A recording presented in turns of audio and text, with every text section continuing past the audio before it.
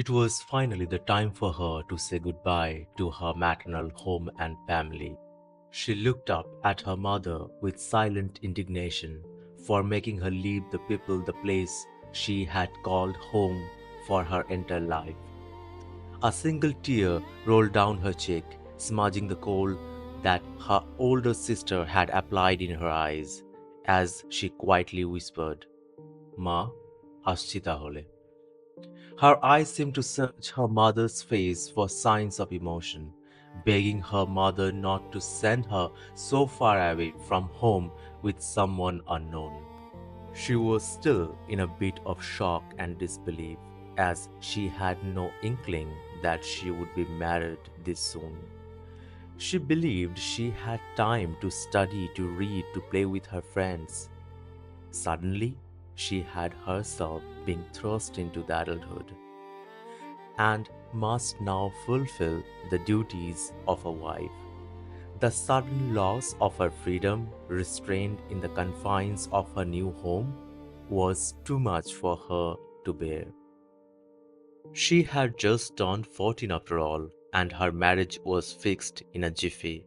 Her family had just heard that Kamal, the youngest son of the biggest goldsmith in Hooghly, was looking for a bride. Her mother couldn't bring herself to meet her eyes as she bid her daughter farewell. She seemingly glanced at me with a helpless expression, silently asking me to take care of her daughter, pleading with her eyes for me to understand that she had no choice in the matter. In that brief exchange, we both silently acknowledged a shared truth. Such is the norm of the society. A daughter must leave her maternal home at the appropriate time to be married off to her husband. Her mother knew that. Although her daughter might resent her for now, one day she would understand and perhaps find herself in her place, feeling the same sorrow and helplessness. She would wait for her daughter's forgiveness. That reunion would happen someday, but not today. Today, she needed to be brave, even though it might feel treacherous. Meanwhile, overwhelmed by the hopelessness brought on by her sudden homelessness, she had dreams that would never see the light of day, or so she felt.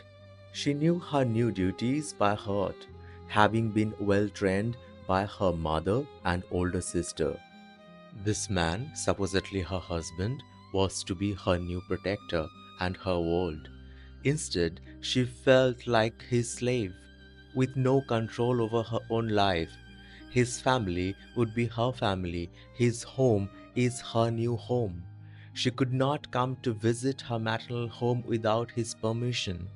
This burden felt too heavy for her at the moment. She was lost in these thoughts when her father's voice reminded her to hurry and complete the remaining rites. The moment had arrived for her to say goodbye to the rest of the family. She broke into loud sobs, tears streaming down her face as she pleaded with her father, grandmother, and the other elders to let her stay. But her cries were in vain. After saying one last goodbye to everyone and taking blessings from her elders, she slowly proceeded to leave.